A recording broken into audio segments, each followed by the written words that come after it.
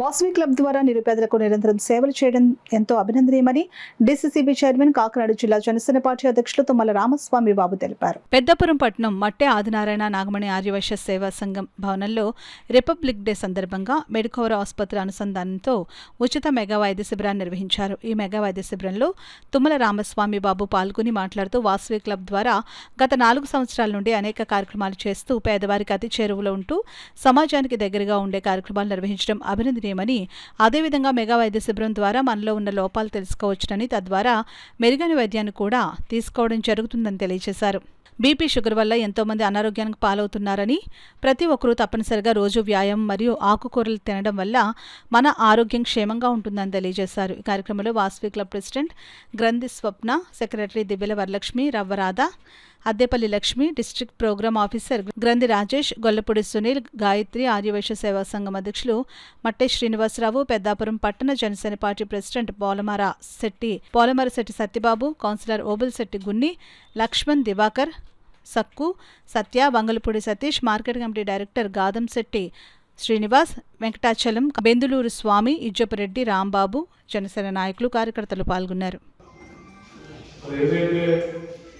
ఈరోజు చాలా మంది అనారోగ్యం బాధపడినప్పటికీ కూడా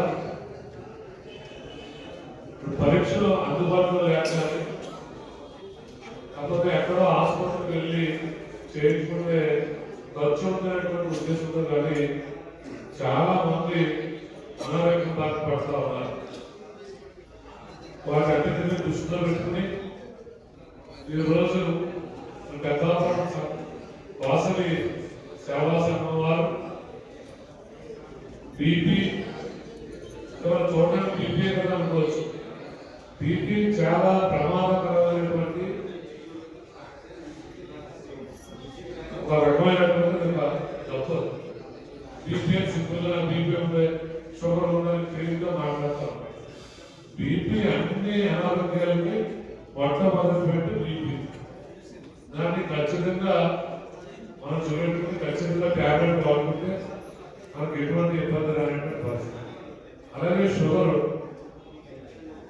బీపీ షుగరే కాకుండా ఈరోజు గుండెకి సంబంధించి ఈసీజీ తీయించడం కూడా, ఈసీజీ తీయించి దాంట్లో ఎవరికైనా ఇంకా చిన్న చిన్న తేడాలు ఉంటే మళ్ళీ టుడే అనేటువంటి ఖర్చుతో కూడినటువంటి పని.